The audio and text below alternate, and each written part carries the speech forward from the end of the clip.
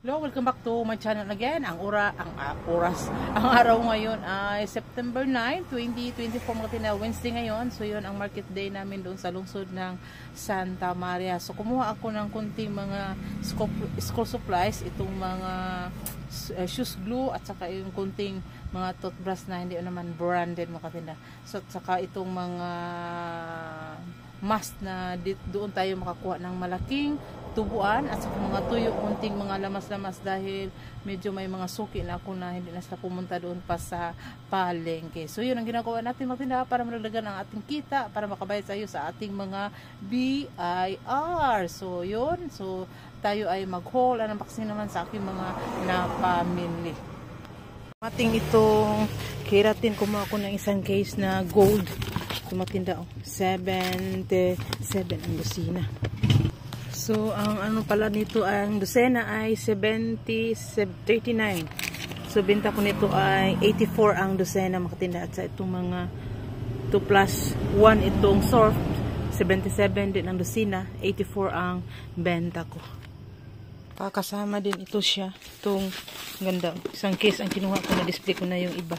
Itong eyeball na Fank makatinda. So, mas ano sila, mas mura na 115, 26 ang isa.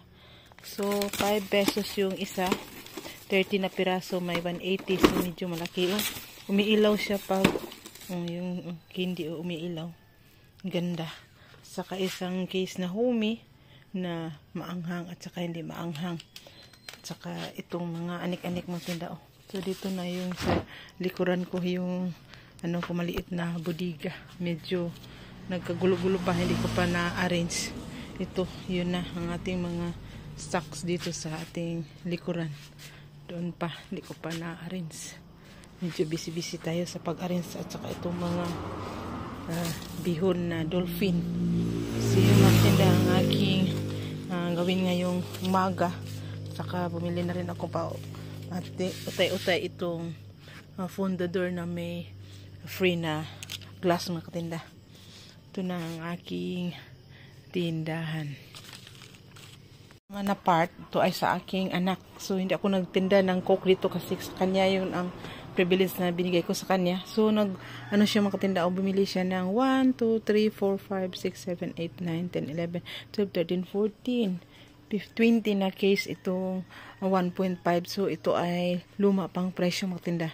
So ngayon, ang benta na namin yan bawat isa ay 85 kasi nagtaas na. So nagpaabiso kasi yung mga ahente na mag-stock kami kasi magtaas sila. So naka-stock yung anak ko magtinda. Dami Saka dito pa yung ibang soft drinks niya.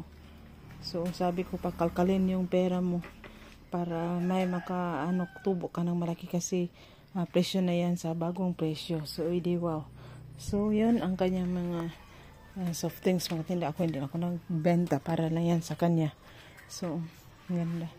Laki itong tulong na makaano tayo ng mga laking tubo sa mga pagtaas ng mga soft drinks.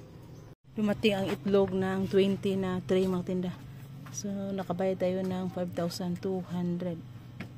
So, kung by 3 ang bilhin nila mga tinda, ang benta ko ay 270. So, may 10 pesos lang ako natubo per tray, 4 piraso.